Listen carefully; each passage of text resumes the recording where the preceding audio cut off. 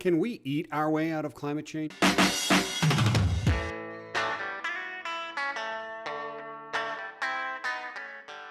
Livestock production for our carnivorous appetite equates to 14.5% of the global greenhouse emissions.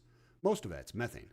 We live in a global Dutch oven. The folks at UC Davis set up a Belch O Meter and discovered that an average cow will belch 220 pounds of methane per year. With 140 million head of cattle, we're talking about 30.8 billion pounds of methane. As Armais Karib, professor of animal science at UC Davis, points out, the demand for beef in Asia alone is expected to grow 300%. Hill reports that Stephen Davis, professor of Earth System Science and lead author of a paper from UC Irvine, suggests that large-scale synthesis of edible molecules through chemical and biological means without agricultural feedstocks is a very real possibility. He's talking about synthetic food.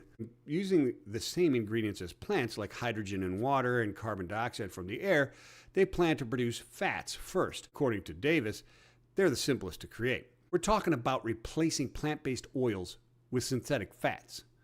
The paper suggests that only certain types would be logical, as many, like soybean oil, are associated with much-needed soy protein. However, a strong candidate would be palm oil. The scientists say that by doing this, the producing countries of palm oil could reduce about 29% of the emissions they generate and about 15% of the biodiverse tropical land that they consume. Here's the countries we're talking about: Indonesia, Malaysia, Thailand. Davis says, I like the idea of not depending on photosynthesis for everything we eat. But what about the economies?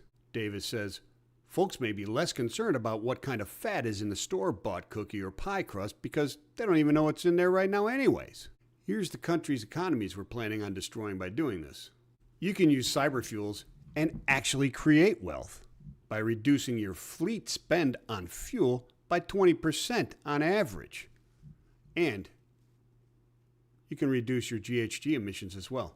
Click the link.